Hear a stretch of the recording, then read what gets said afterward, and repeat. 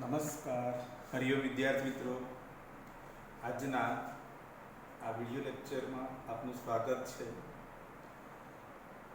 વિદ્યાર્થી મિત્રો, ધોરણ 10 ની અંદર સામાજિક વિજ્ઞાનનો પાઠ 1 નો આપણે કેટલાક પ્રશ્નોની ચર્ચા કરી હતી, જેમાં પ્રાકૃતિક વારસો અને તેના અંગોની માહિતી મેળવી હતી. વિદ્યાર્થી મિત્રો, ભારતના પ્રાકૃતિક વારસામાં 4 અંગો ભૂમિદ્રશ્યો, નદીઓ, વનસ્પતિ જીવન અને વન્ય જીવન આનો પરિચય મેળવ્યા પછી ભારતનો વારસાનો બીજો એક પ્રકાર હતો, જે સાંસ્કૃતિક વારસો કહેવાય છે. તો આ સાંસ્કૃતિક વારસામાં આપણે શીખવાનું છે. વિદ્યાર્થી મિત્રો, આ જે પ્રશ્ન છે અને આ જે વારસાનો પ્રકાર છે તે 7 ચેપ્ટર સુધી તમારે શીખવાનું છે. તો આનું મહત્વ વધી જાય છે. પ્રાકૃતિક વારસો તમે પહેલા જ પાઠ સુધી શીખશો, પરંતુ સાંસ્કૃતિક વારસો અહીંયાથી શીખ્યા છે તે 7 પાઠ સુધી તમારે એને શીખવાનું છે. એટલે આ સાંસ્કૃતિક વારસાનું મહત્વ અથવા સાંસ્કૃતિક વારસામાં સમાવિષ્ટ બાબતો, સાંસ્કૃતિક વારસાનો ખ્યાલ ખૂબ મહત્વનો છે. તો વિદ્યાર્થી મિત્રો, આપણે શરૂઆત કરી દઈએ.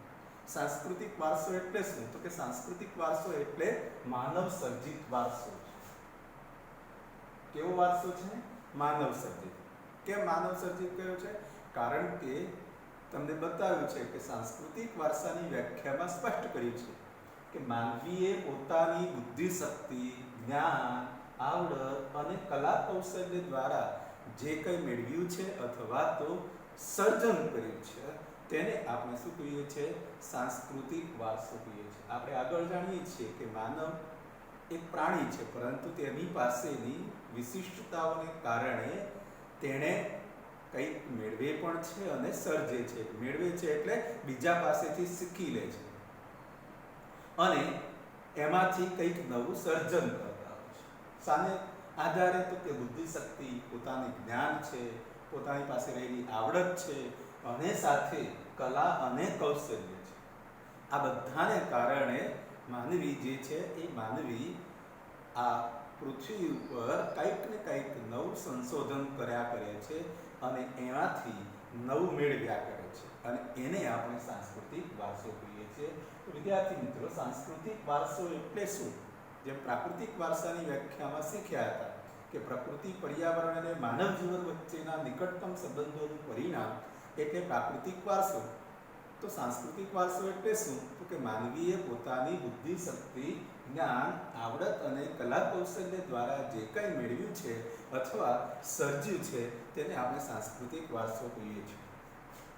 આપણા આ સાંસ્કૃતિક વારસો જે છે એ સાંસ્કૃતિક વારસામાં કઈ કઈ બાબતોનો સમાવેશ થાય છે? વિદ્યાર્થી મિત્રો, અહીંયાથી ઘણા બધા પ્રશ્નો આપણે શીખવાના છીએ. એક તો ખ્યાલ આવી ગયો. બીજું છે સાંસ્કૃતિક વારસો એટલે શું અને તેમાં સમાવિષ્ટ બાબતો. તો આટલી બાબતો લખવાની. અથવા એમ પૂછવામાં આવે 2 ગુણની અંદર અથવા 4 ગુણમાં પ્રશ્ન પૂછાય તો આટલું લખવાનું છે. 2 ગુણમાં પૂછાય તો અહીંયા સુધી લખવાનું છે. આપણા સાંસ્કૃતિક વારસાની અંદર શરૂઆતની અંદર રાજમહેલો બનતા હતા. ઇમારતો, શિલાલેખો, સ્તૂપો, ચૈત્યો, વિહારો, મંદિરો, મસ્જિદો, મકબરાઓ, ગુંબજો, કિલ્લાઓ, દરવાજાઓ, ઉત્ખનન કરેલા સ્થળો, સ્વાતંત્ર્ય સંગ્રામના ઐતિહાસિક સ્મારકો અને સાબરમતી આશ્રમ, દાંડી આશ્રમ, પછી વર્ધા, બારડોલી, શાંતિનિકેતન, દિલ્હી, આ બધા જ વારસાના સ્થળો આપણા સાંસ્કૃતિક વારસામાં સમાવેશ કર્યા છે. વિચારીએ કે રાજમહેલ, રાજાએ પોતાના રહેવા માટે બનાવેલા હોય. ઇમારતો, રાજાઓ જુદી જુદી પોતાના સભાગૃહ માટે, અન્ય માટે તેઓ ઇમારતો બનાવતા હોય. શિલાલેખો, લેખ, શિલા એટલે પથ્થર અને પથ્થર ઉપર લખાયેલા લેખો, જેમ કે જૂનાગઢનો શિલાલેખ. સ્તૂપો, અર્ધગોળાકારની એક આકૃતિ ભગવાન બુદ્ધના અંગોનું, જેમાં સ્થાપન કરવામાં આવે છે. ચૈત્ય એટલે બૌદ્ધ વિદ્યાર્થીઓ અને બૌદ્ધ સાધુઓ જ્યાં તપસ્યા માટે બેઠતા હોય, ચૈત્ય. વિહારો, ભગવાન બુદ્ધ અને એમના શિષ્યો અને વિદ્યાર્થીઓ જ્યાં રહેતા હોય. મંદિરો, મસ્જિદો, મકબરાઓ, મકબરા એટલે એક પ્રકારની કબર. ગુંબજો, અર્ધગોળાકાર આકૃતિ, વિહારો, મંદિરો, મસ્જિદો, ગુંબજો, કિલ્લાઓ, કિલ્લા બાંધે છે, દરવાજાઓ. ધારો કે આપણે કહીએ છીએ કે દિલ્હીનો આવેલો કયો છે તો લાલ કિલ્લાની અંદર આવેલા દરવાજા, લાહોરી દરવાજા. એ જ રીતે આપણા અમદાવાદની અંદર આવેલા લાલ દરવાજા, સુરતની અંદર આવેલા લાલ દરવાજા, ઉધના દરવાજા, સહારા દરવાજા, આ બધા દરવાજાઓ ઉત્ખનન કરેલા સ્થળો. ઉત્ખનનનો મતલબ છે ખોદકામ કર્યું હોય, જમીનમાં દટાઈ ગયા હોય, અને એ દટાઈ ગયેલા સ્થળો, જેને ઉત્ખનન કરેલા સ્થળો, સ્વાતંત્ર્ય સંગ્રામના ઐતિહાસિક સ્થળો. સ્વાતંત્ર્ય સંગ્રામ એટલે ભારતની અંદર આઝાદીની ચળવળ સમયે જે કઈ સ્થળો પર સવિશેષ ઇતિહાસની અંદર અને સંગ્રામમાં ખૂબ મહત્વ હોય એવા સ્થળોનો સમાવેશ. જેવા કે તમને કહ્યું છે કે સાબરમતી આશ્રમ, મહાત્મા ગાંધીજીએ આફ્રિકાથી આવીને અહીંયા કોચરબ આશ્રમ સ્થાપ્યો હતો, અને એ કોચરબ આશ્રમ સમય જતાં સાબરમતી આશ્રમ અથવા તો આપણે તેને કહીએ છીએ હરિજન આશ્રમ તરીકે ઓળખાય. સત્યાગ્રહ જે કર્યો છે, સવિનય કાનૂન ભંગની લડત જે દાંડી તરીકે ઓળખાય. વર્ધા કે જ્યાં વ્યક્તિગત સત્યાગ્રહ શરૂ કરવામાં આવ્યો હતો. બારડોલી ખેડૂતોનો સત્યાગ્રહ હતો. શાંતિનિકેતન આપણો જે રવિન્દ્રનાથ ટાગોર છે, અને એ રવિન્દ્રનાથ ટાગોરે બનાવેલી આ શિક્ષણ સંસ્થા જે 1905ની અંદર જ્યારે બંગાળના ભાગલા પાડ્યા ત્યારે એક રાષ્ટ્રીય જે સંસ્થાઓ અથવા તો રાષ્ટ્રીય શિક્ષણ આપતી શાળાઓ જે શરૂ થઈ હતી એમાં આનો સમાવેશ થયો હતો. કોલકાતા, દિલ્હી તો આપણું જે સ્વાતંત્ર્ય સંગ્રામનું કેન્દ્ર સ્થાન હતું દિલ્હી, તો આવા બધા જ સ્થળોનો સમાવેશ થયો છે. એ ઉપરાંત આપણા દેશની અંદર કેટલીક મહત્વની શોધો થયેલી છે. કઈ કઈ મહત્વની શોધ? તો કે ભાષાની. ભાષા એટલે શું? પોતાના મનમાં ઉદ્ભવતા વિચારોને રજૂ કરવાનું માધ્યમ, જેને શું કહેવામાં આવે છે?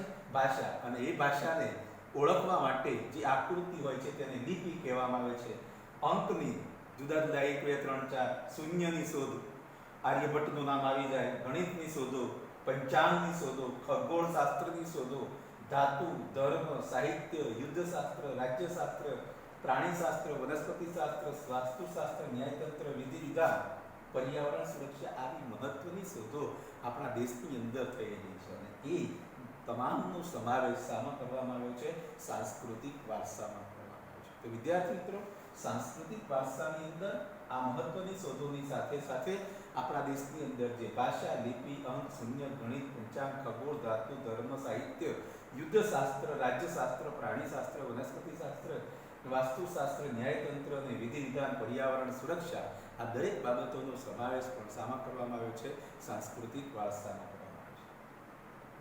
આ ભારતનો સાંસ્કૃતિક વારસો સમૃદ્ધ અને વૈવિધ્યસભર છે. આ સાંસ્કૃતિક વારસાની શરૂઆત ક્યાંથી થઈ રીતે? કે પ્રાગ ઐતિહાસિક યુગથી.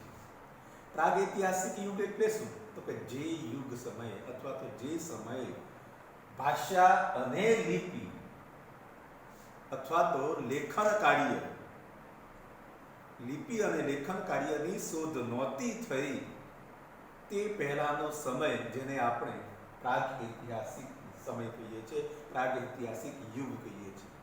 ઉદાહરણ તરીકે લિપિ અને લેખન. લિપિ એટલે શું? તો કે ભાષાની ઓળખ માટેની આકૃતિ, એટલે કે ભાષા બોલી જ નહોતા શકતા એ પહેલાની વાત છે. લેખન કાર્ય એટલે કે કોઈ લખવાની કલા પણ નહોતી વિકસી એ પહેલાનો સમય, જે મૌખિક રીતે એક વ્યક્તિ બીજી વ્યક્તિને પોતાની આ શીખેલી બાબતોનો ઉમેરો કરતા હતા અથવા તો આપતા હતા. તો આવી એ પ્રાગૈતિહાસિક યુગથી ભારતની પ્રજાએ કઈ કલાને? તો કે સાંસ્કૃતિક વારસામાં અનેકવિધ બાબતો વિશ્વની પ્રજાને ભેટ ધરેલી છે. આજે જે આપણે સાંસ્કૃતિક ભવ્ય વારસો જોઈએ છીએ એ સાંસ્કૃતિક વારસાની ભેટ આશરે આપણે કહીએ છીએ કે લેખન કે લિપિની શોધ નહોતી થઈ તે પહેલાથી આપણને મળેલી છે. અને એનું ઉદાહરણ તમને એનો આપ્યો છે દાખલો કે ભારતની અંદર જે શિલ્પો કંડારવાની કળા છે આશરે કેટલા વર્ષ જૂની છે? 5000 વર્ષ જૂની છે. મતલબ કે જ્યારે ભાષા પણ નહોતી, જ્યારે લિપિ પણ નહોતી, લેખન કાર્ય પણ નહોતું, તે સમયે વ્યક્તિએ શિલ્પો બનાવવાની એટલે કે પૂતળા બનાવવાની, મૂર્તિઓ બનાવવાની કલાનો વિકાસ કરી ચૂક્યો. 5000 વર્ષ જૂની આ શિલ્પ કંડારવાની કલા આપણને મળી છે. તો વિદ્યાર્થી મિત્રો, આ જે વ્યાખ્યા છે એને બરાબર યાદ રાખજો, પ્રાગૈતિહાસિક યુગ. હવે એ જે શિલ્પો કંડારવાની કળા છે એ પ્રાચીન છે, 5000 વર્ષ જૂની છે એવું સાવ પરથી કહી શકીએ. તો કે આપણને સિંધુ સંસ્કૃતિ જે આપણે કહીએ છીએ અહીંયા પ્રાગૈતિહાસિક એટલે કે આપણા સંસ્કૃતિની શરૂઆત ક્યાંથી થઈ હતી, કઈ સંસ્કૃતિથી થઈ હતી, કે સિંધી સંસ્કૃતિથી શરૂ થઈ હતી. અને એ સિંધુ સંસ્કૃતિમાંથી મળી આવેલા કેટલાક અવશેષો છે, એ અવશેષો ઉપરથી આપણે એમ કહી શકીએ કે ભારતની આ શિલ્પ કંડારવાની કળા 5000 વર્ષ જૂની છે. શિલ્પ કંડારવું એટલે શું? તો કે શિલ્પ એટલે કોઈ લાકડું હોય કે કોઈ ધાતુ હોય કે કોઈ પથ્થર હોય અને એ પથ્થર ઉપર વિવિધ આકારો આપવાની કલા હોય છે, જેને શિલ્પ કલા તરીકે ઓળખવામાં આવે છે, જેમાં હથોડી અને છીણીનો ઉપયોગ કરીને વિવિધ આકૃતિઓ સ્ટેચ્યુ બનાવવામાં આવતું હોય છે. તો આવા સ્ટેચ્યુની અંદર, આવા મૂર્તિઓમાં, આવા શિલ્પોની અંદર કોનો સમાવેશ થયો છે? તો કે શિલ્પ સિંધુ સંસ્કૃતિમાંથી સૌપ્રથમ મળી આવેલા નર્તકી એટલે નાચનારી સ્ત્રી, દેવ દેવીઓની, પશુઓના અને માનવ આકૃતિઓના શિલ્પો, આ બધાના શિલ્પો બનેલા છે. એ સિવાય બાળકોને રમવાના કેટલાક રમકડા, દાઢીવાળા પુરુષનું શિલ્પ, અને એ બધું જ આપણને પ્રાચીનતમ સાંસ્કૃતિક વારસાનો ગૌરવ છે. વિદ્યાર્થી મિત્રો, પ્રાચીનતમ શબ્દ આવે એટલે પ્રાચીન નહીં, પ્રાચીનથી પણ પહેલાનો સમય એટલે પ્રાચીનતમ કહેવાય. આ યાદ રાખજો. તો પ્રાચીનતમ અથવા સિંધુ સંસ્કૃતિમાંથી કયા કયા શિલ્પો આપણને પ્રાપ્ત થયા છે? તો તેમાં નર્તકી, દેવ દેવીઓની, પશુઓના અને માનવ આકૃતિઓના શિલ્પો. દેવ દેવીઓના શિલ્પો, પશુઓના શિલ્પો, માનવ આકૃતિઓના શિલ્પો, બાળકોને રમવાના રમકડા અને દાઢીવાળા પુરુષનો શિલ્પ, આ બધી સિંધુ સંસ્કૃતિમાંથી મળી આવેલા અવશેષો છે, જે ઉત્ખનન કર્યું ત્યારે આપણને પ્રાપ્ત થયા. વિદ્યાર્થી મિત્રો, એના પછી આપણા દેશની અંદર મૌર્ય યુગની શરૂઆત થઈ અને આ મૌર્ય યુગના જે શિલ્પો હતા તે શિલ્પોમાં કોનો સમાવેશ થયો? તો કે એક, ઊંધા કમળની આકૃતિ પર વૃષભ કે સિંહનું શિલ્પ. મૌર્ય યુગ એટલે ચંદ્રગુપ્ત મૌર્ય, વિષ્ણુગુપ્ત મૌર્ય, એ મૌર્ય રાજાઓનો સમય છે અને એ મૌર્ય રાજાઓમાં આ જ પ્રકારે ઊંધા કમળની આકૃતિ હતી. વિદ્યાર્થી મિત્રો, કદાચ આકૃતિ પણ પૂછે અને તમને પૂછવામાં આવે કે આ શિલ્પ નીચેનામાંથી કયા સમયનું ગણી શકાય છે, તો યાદ રાખજો મૌર્ય યુગનું છે. ઊંધું કમળનું ચિત્ર ઊંધું છે અને એના ઉપર વૃષભ એટલે આખલો અથવા બળદ કહીએ, અને એ બળદ અથવા તો સિંહનું શિલ્પ છે. મતલબ કે મૌર્ય યુગ દરમિયાન પ્રાણીઓને સવિશેષ સ્થાન આપવામાં આવ્યું હતું. કોને સવિશેષ સ્થાન આપવામાં આવ્યું હતું? પ્રાણીઓને. બીજું, સારનાથની ધર્મચક્ર પ્રવર્તનવાળી ગૌતમ બુદ્ધની પ્રતિમા.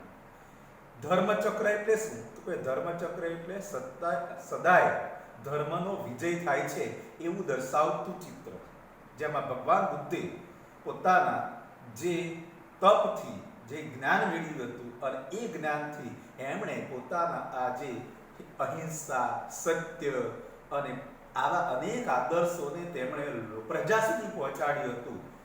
એવા આ ધર્મચક્ર પ્રવર્તનવાળી ગૌતમ બુદ્ધની પ્રતિમા. ત્રીજો નંબર, ગુપ્ત યુગની અંદર, હવે સમય બદલાયો, મૌર્ય યુગ પછી કયો યુગ આવ્યો તો? ગુપ્ત યુગ. અને ગુપ્ત યુગની અંદર જૈન તીર્થંકરોની પ્રતિમા બની છે. આ જૈન તીર્થંકરોની પ્રતિમા, એ સિવાય રાષ્ટ્રકૂટ રાજાઓના સમયની અંદર ઇલોરાની ગુફાઓ બની હતી. આજે પણ તમે જોઈ શકો છો જે અજંતા અને ઇલોરાની જે ગુફાઓ છે, એ અજંતા ઇલોરાની ગુફાઓના શિલ્પો, એની અંદર આવેલા તમે જોઈ શકો છો કે દેવ દેવીઓના અને અનેક અસંખ્ય બૌદ્ધ ધર્મને લગતા શિલ્પો જે છે એ શિલ્પો લગાવવામાં આવે છે. આ બધા જ આપણા ભવ્ય સાંસ્કૃતિક વારસાની સમૃદ્ધિના દર્શન કરાવતા હોય છે. તો મૌર્ય યુગ અને એના પછી ગુપ્ત યુગની અંદર કયા કયા શિલ્પો છે તે. આ ભારતમાં આ સાંસ્કૃતિક વારસાને દરેક પેઢીએ સાચવ્યા છે, એટલે કે સંવર્ધન કર્યું છે, જતન કર્યું છે. અને એટલા માટે તો વારસાનું સાતત્ય જળવાઈ રહ્યું છે. શું જળવાઈ રહ્યું છે? સાતત્ય. સાતત્ય કોને કહેવાય? તો કે સતત વારસાની જાળવણી થતી હોય તો એને વારસાનું સાતત્ય કહેવામાં આવે છે. ભારતના આ સાંસ્કૃતિક વારસાએ ભારતને સુંદર, રળિયામણો, દર્શનીય અને નયનરમ્ય દેશ બનાવ્યો છે. આવા ભારતના સાંસ્કૃતિક વારસાએ ભારતને સમગ્ર વિશ્વની અંદર કેવું સ્થાન અપાવ્યું છે? ગૌરવભર્યું, પ્રતિષ્ઠિત અને આપણે કહીએ છીએ ભવ્ય સ્થાન અપાવ્યું છે. તો વિદ્યાર્થી મિત્રો, આપણે આ સાંસ્કૃતિક વારસો અને તેમાં સમાવિષ્ટ બાબતોની આપણે ચર્ચા કરી. આગળના વિડીયો લેક્ચરની અંદર વધુ માહિતી મેળવીશું. સાંસ્કૃતિક વારસાની કેટલીક વિશેષતાઓ જોઈશું. ભારતની અંદર આવેલી કેટલીક પ્રજાઓની માહિતી મેળવીશું. તો અત્યારે આટલું જ જોઈશું. પરીક્ષાની તૈયારી કરો, વાંચો, ઘરે રહીને સુરક્ષિત રહો. અસ્તુ. જય હિન્દ.